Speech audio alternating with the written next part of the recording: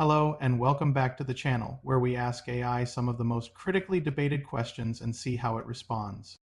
I asked AI to come up with the argument of, will it take over the world? I instructed it to come up with arguments on both sides, and for it to come to its own conclusion. This is the response. Ever since the first computers flickered to life, humanity has been fascinated and a little terrified by the idea of artificial intelligence. Movies have shown us everything from friendly robot sidekicks to world-ending Terminators. But now, with AI developing at a dizzying speed, the question is no longer just science fiction.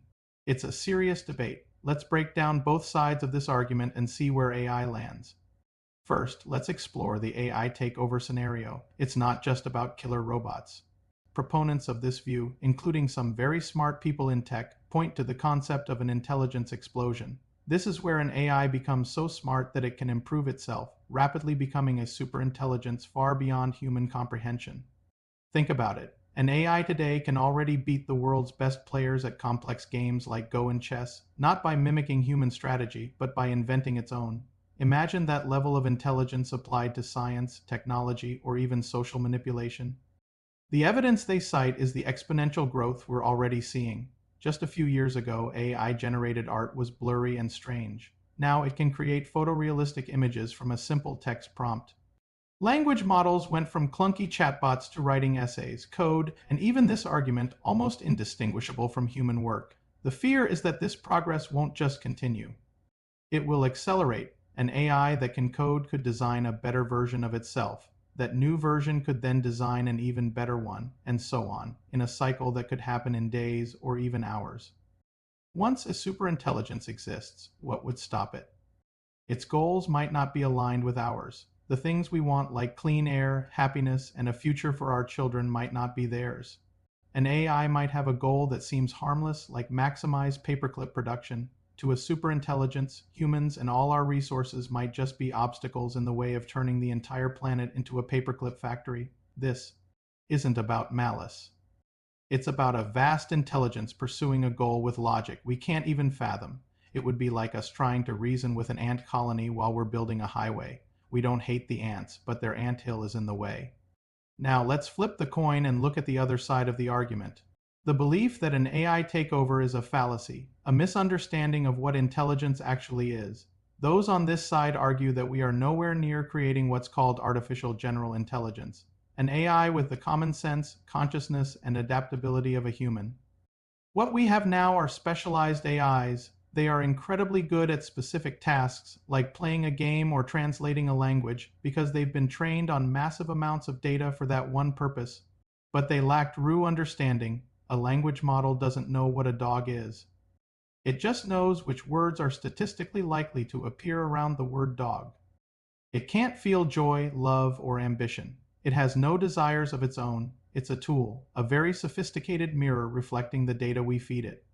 The evidence for this viewpoint is in the AI's limitations. They make strange, illogical mistakes. An image generator might give a person 3 hands. A chatbot can confidently state incorrect facts. These systems don't have a real-world model of how things work. They can't reason from first principles or handle situations they have not seen in their training data. The leap from this specialized intelligence to a general conscious intelligence that could form goals like taking over the world is monumental. It might not even be possible. Furthermore, this side argues that we control the environment. We build the data centers, we supply the electricity, we supply the raw materials for their manufacturing needs, and we write the initial code. An AI is not a biological creature that can magically reproduce on its own. It's confined within the digital and physical infrastructure we've built. We can, in theory, always just pull the plug. They believe that doomsday scenarios are a distraction from the real, more immediate problems AI presents, like job displacement, bias in algorithms, and misinformation. These are the tangible challenges we need to solve right now, not a hypothetical robot uprising. So why do so many people land on different sides of this debate? It really comes down to how you interpret the evidence and what you believe about the nature of intelligence itself. Those who fear a takeover see intelligence as a kind of universal solvent. They believe that once you have enough raw processing power and the right algorithms, consciousness and strategic goal setting will inevitably emerge. They look at the exponential curve of progress and project it forward, concluding that a superintelligence is not a matter of if, but when. For them, the ant and the highway is the perfect analogy. Our inability to predict what a superintelligence would do is the very reason to be cautious. It's the ultimate unknown unknown. On the other hand, those who see the takeover as a fallacy believe intelligence is far more complex and embodied. They argue that human intelligence is inseparable from our physical bodies, our emotions, our social interactions, and our evolutionary history. You can't just create it in a server farm. They see the AI's current abilities as a clever, large-scale statistical trick, not genuine thought. When they look at the progress curve, they don't see a rocket ship to superintelligence. They see a series of impressive but limited tools, each with its own ceiling. For them, the real danger isn't that AI will wake up and hate us, but that we will use these powerful but flawed tools irresponsibly. So, where do I land after looking at all this? While the immediate ethical challenges of AI are pressing and very real, I have to conclude that the arguments for the fallacy side are more compelling for our foreseeable future. The gap between today's specialized AI and a self-aware, goal-driven superintelligence seems less like a gap and more like a chasm. Intelligence isn't just about processing data, it's about context, embodiment, and a type of intuitive understanding that AI is nowhere near replicating. The AI we have is a tool. It will be the most transformative tool humanity has ever created, for good and for ill. It will change our jobs, our economy, and our society in ways we can barely imagine. But it will be a tool wielded by humans, driven by human desires and ambitions. The real danger isn't a robot apocalypse.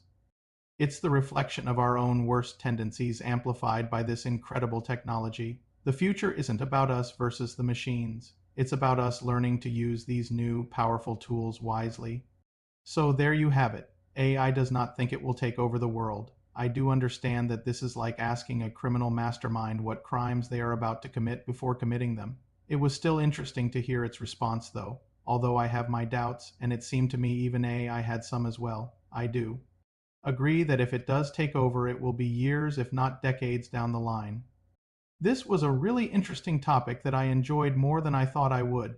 It also really made me think and come up with a few questions of my own. One of the biggest questions I came up with is if AI really does become powerful enough to do all the human jobs, why would AI see us as anything but a nuisance? To me, this would be the biggest argument for an AI takeover. Also on a human level, if I serve no purpose to society besides just living in it, what would my purpose be? I think Elon Musk may have stated it best when he said, "If the computer and robots can do everything better than you, does your life have meaning?" What do you think? Did this bring any questions to mind that you may now have? Let me know your thoughts in the comments below, and if you enjoyed this deep dive, don't forget to like and subscribe for more. See you next time, and thanks for watching. And never stop thinking.